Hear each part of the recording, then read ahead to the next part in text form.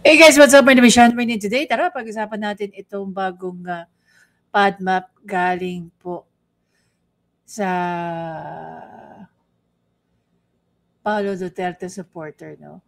Meron binigay na pahayag itong si Tambaloslos na ito nga daw si Bongbong Marcos ay very popular daw.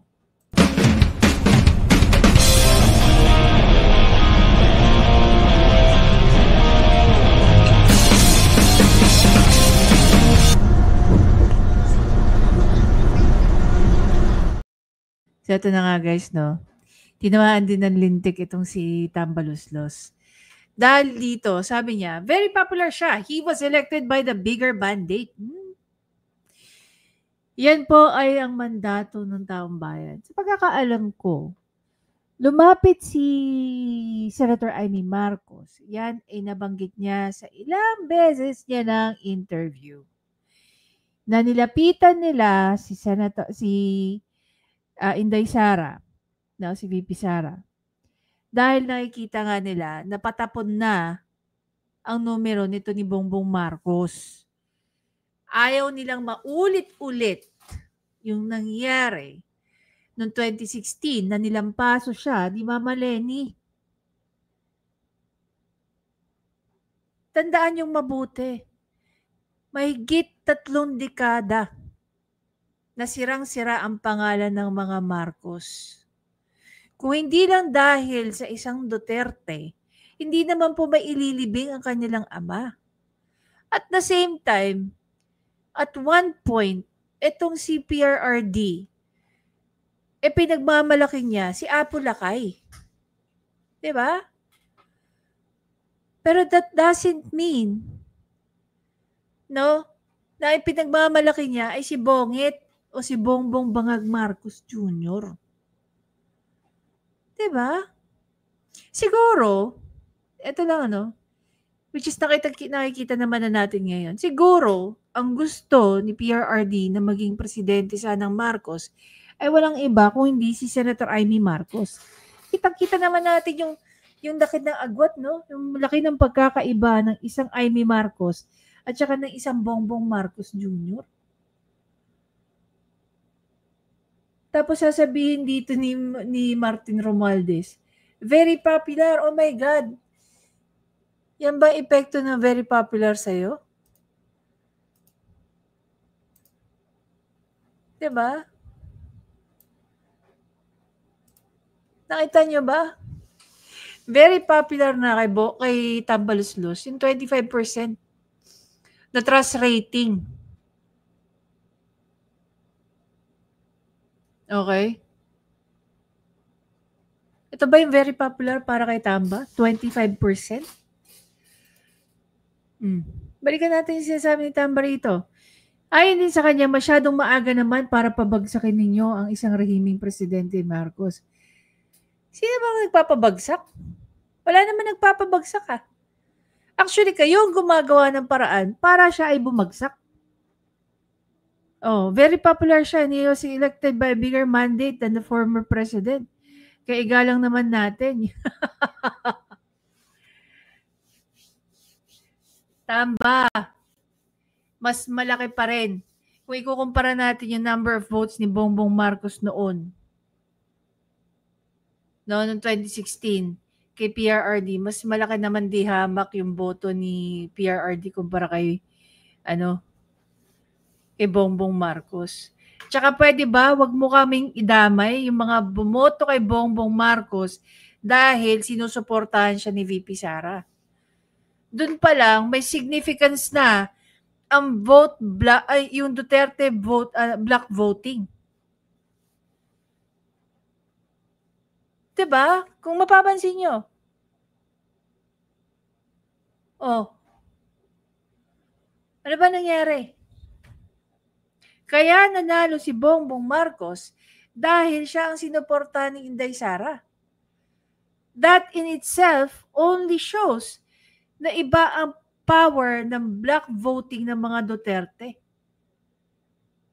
Walang sinabi yung ibang mga nagba-block voting dyan. I'm not gonna mention them anymore. We know who they are. But the reality of black voting by a Duterte is massive. Because Bongbong Marcos will not receive that number. If not because of Inday Sara, hindi ba? Mismo si Senator Amy Marcos na nagsabi niyan.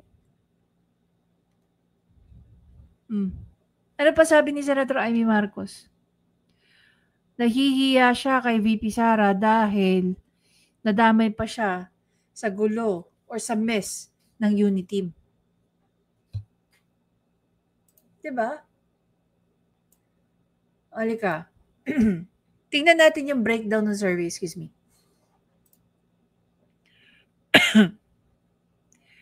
Kung makikita nyo dito, guys, sa trust rating na lang kay Bangag Jr., pagdating sa NCR, 25% na lang siya. Si VP Sara, 56. Pagdating sa Luzon, 34% na lang si Bongbong Marcos.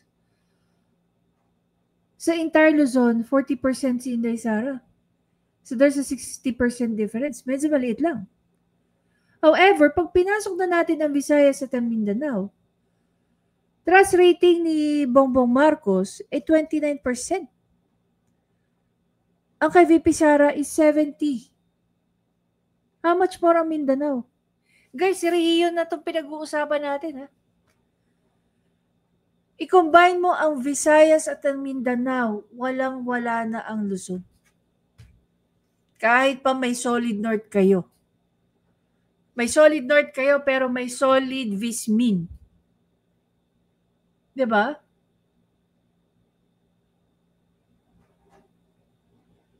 Imagine mo, 95, 97%. Laki natin para makita nyo, guys.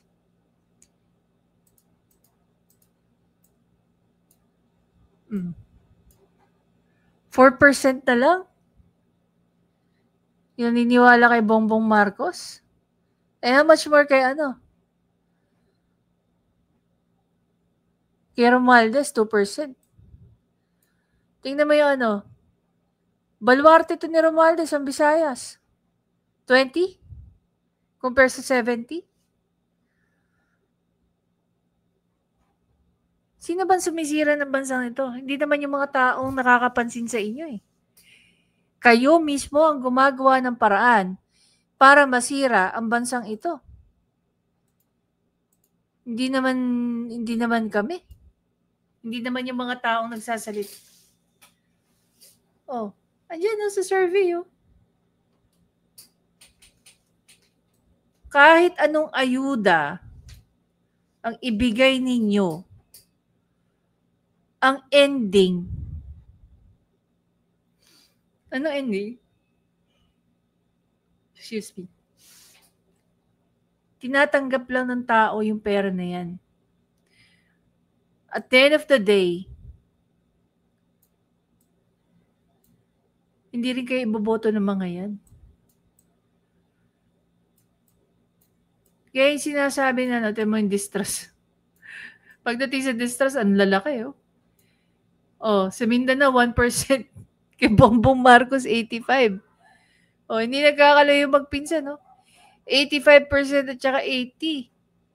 Sa Visayas, 14%. Ito, 55 at saka 59. Sa Luzon, 22. Sa NCR, 29. Distrust yan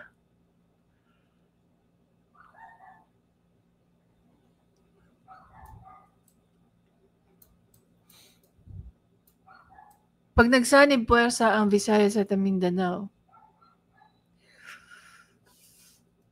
at magtuloy-tuloy ang block voting ng mga Duterte, lahat ng politiko luluhod para lang ma-endorso ng mga Duterte. Diba?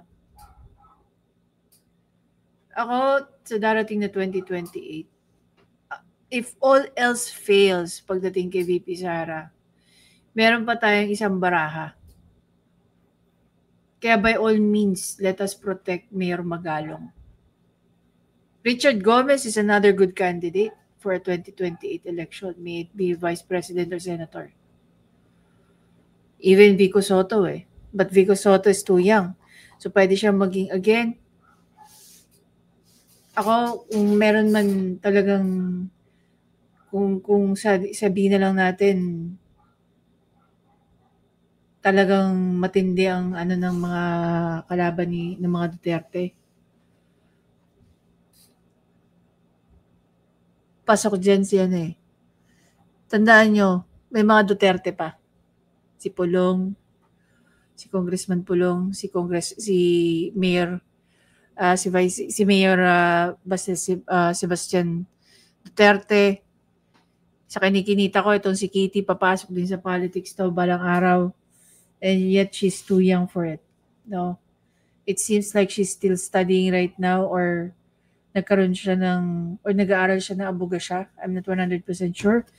Ang pagkakaalam ko, nakagraduate na ba si Kitty sa college? Hindi wala tayong nababalitaan. However, we can see that in the near future, Kitty Duterte or Veronica Duterte will follow the footsteps of her family. No? Hindi malayo na maging politiko din itong si Kitty Duterte. At saka yung mga anak ng mga Duterte. Gaya ng anak ni Congressman Pulong Duterte. Tumatakbo na rin, no? Sa politics. Meron talagang kailangan. Ang mga Duterte kasi nagiging guardian na sila ng guardian at gatekeeper ng Davao City. Para ma-maintain nila kung ano yung naumpisahan nila. I think ang mga taga Davao will not take a risk na palitan ang mga Duterte. Dahil nakagawian na nila, nakagisnan na nila, at nakita nila yung benefit para sa kanila. Diba?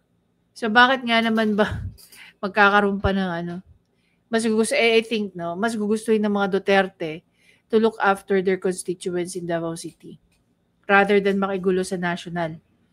Kung di naman talaga kinakailangan ng mga Marcos sa mga Duterte, do you really think lalapitan nila yung mga Duterte? Hindi. Sana ginawa na nila noon nung bata-bata pa si PRRD, di ba? Pero nakita nila na iba ang lakas ni PRRD. Iba ang karisma ni PRRD sa taong bayan. Di ba? And not only that, yung karisma ng mga Duterte sa taong bayan. May it be Pulong, may it be Inday Sara, may it be Baste or Kitty. May expectation na yung tao na ito ay mga Duterte. They practice good governance. Diba? Anyway guys, again, maraming salamat sa panonood. Please don't forget to subscribe, like, at i-comment nyo na rin kung ano yung thoughts nyo about dito. Naniniwala ba kayo na talagang sikat si Bongit, si Bongbong Marcos, kahit pa 25% ang trust rating sa kanya? Kasi the number itself speaks already eh. Bakit pa natin kailangan ipagdiinan yung bagay na alam na natin kung ano yung totoo? Diba? Na hindi na po sikat si Bongbong Marcos. At wala pong gumagawa ng kahit ano para pabagsakin siya dahil siya mismo ang gumagawa sa tulong na rin ng kanyang undersecretary ngayon. Yung tandem nilang dalawa, yun ang nagpapabagsak kay Claire Castro, kay Bongbong Marcos. Dapat magpasalamat kayo kay Jose Castro eh. 'Di ba? Ginagalit niya ang mga Duterte supporters. At yung mga tao, nagagalit na rin kahit hindi sila mga Duterte supporters. Dahil nakikita na nila yung effect ng ginagawa ng administrasyon ni Bongbong Marcos. Again, mismo na rin galing na sa bibig ng kanyang kapatid na si Senator Amy Marcos. Wala na sa tamang landas ang itinatahak ng administrasyon ni Bongbong Marcos. Kapatid na mismo yung nagsabi hindi ko yun sinabi.